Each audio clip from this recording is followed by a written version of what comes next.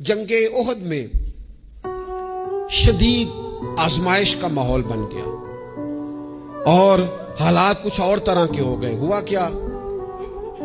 صحابہ کرام علیہم رضوان کبھی کمزور نہ پڑتے، لیکن ایک خبر اڑا دی گئی، ایک سیاسی چال چلی گئی. جس طرح کا طریقہ ہوتا ہے نا مایوسی پھیلانے کا، وہ طریقہ استعمال کیا گیا. کہا گیا معاذ اللہ ثم معاذ اللہ حضور کو شہید کر دیا گیا.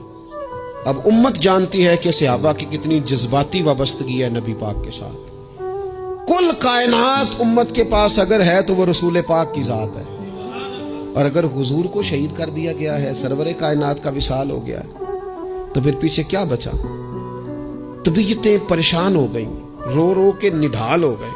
حضرت انس بن مالک رضی اللہ تعالیٰ عنہ کا جو نام ہے نا انس، یہ ان کے چچا کے نام پر رکھا گیا تھا. ان کے چچا کا نام تھا حضرت انس بن نضر رضی اللہ تعالیٰ عنہ. وہ نہ نکلے میدان احد میں جب پوری طرح لوگ پریشان تھے، نڈھال تھے، تکلیف میں تھے، کمزور پڑے ہوئے. وہ میدان میں نکلے، کہا یہاں کیوں بیٹھے ہو؟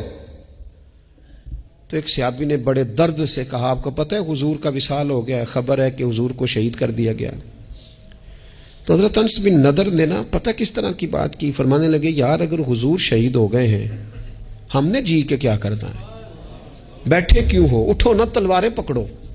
جس رستے میں حضور نے شہادت دی ہے ہم بھی اسی رستے میں شہید نہ ہو جائیں. اٹھو، نکلو. آپ نے اس جذبے کا اظہار کیا کہ جن کی تلواریں سائڈ پہ پڑی تھی انہوں نے بھی جلدی سے تلواریں اٹھا لی. اللہ اکبر کہہ کے میدان میں کودے، اور ان کے لفظوں میں اتنی طاقت تھی کہ جان پڑ گئی. صحابہ کہتے ہیں مجمع میں حضرت انس بن نضر کہنے لگے ادھر آؤ، ادھر دوڑ کے آؤ.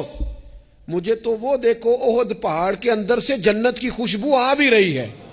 وہ دیکھو چند قدموں پہ جنت ہے. دیکھو، حد کر دی انہوں نے لڑنے والی.